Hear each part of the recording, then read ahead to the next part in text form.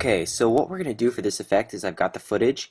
If you go in the bonus footage folder, you can find this footage and follow along. I'm going to set an in point here and an out point. Drag the footage in, hold down Option, and you can delete the audio, which locks the video there, and we're ready to go. Now all we need to do is add some text here. Come down to your regular text, go to Controls, and we're going to type in Final Cut King. I'm going to raise up the size a little bit to 50, 60, and I've got my font, and I'm just going to drag this above the video. And what we're going to do is lower the position of the text. If you double click, go to your controls, hit the origin, and we're going to lower this so it's a little bit lower right here. And then we're going to begin keyframing. And so what we need to do is add a filter to this text and go to Effects, Video Filters, Matte, and go to a mask shape.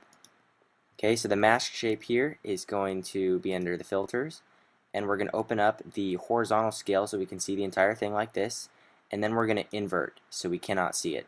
But notice where this line is, where the ball is. We want to match this up before. Right about here is where it's going to be inverted. So hit Shift Z here and we opened it up, and what we're going to do is just start keyframing here. So let me show you this. If I move the center around, you're going to see the video begins to pop out here. So what we're going to do is keyframe it one frame back, and as the ball rolls over, then we're going to keyframe this letter so it looks like this, and then we're going to keep going, and you're seeing the keyframes are adding up here in the viewer timeline, and we're going frame by frame. There's two ways to do this. One is frame by frame, but since this ball is a very constant speed, we could do the beginning frame and the end frame, but I'm just going to show you how to do it this way. And I will say about this method, it is frustrating in Final Cut Pro. If you have motion, I would highly recommend that you do this effect in motion, because while you still have to keyframe it, working in motion, the interface is a lot easier for this type of effect. Because I would also like to add a feather, but the feather isn't going to work that well in this Final Cut. Now here we're going to open up this window to 25%.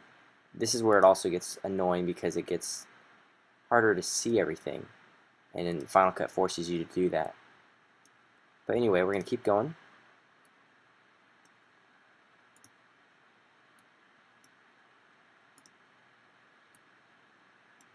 Frame by frame,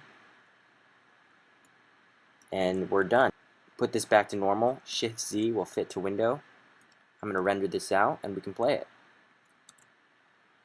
Apple R. Okay, so if we play the effect, Final Cut King rolls on the screen, just like that. And there's the invisible text effect in Final Cut Pro.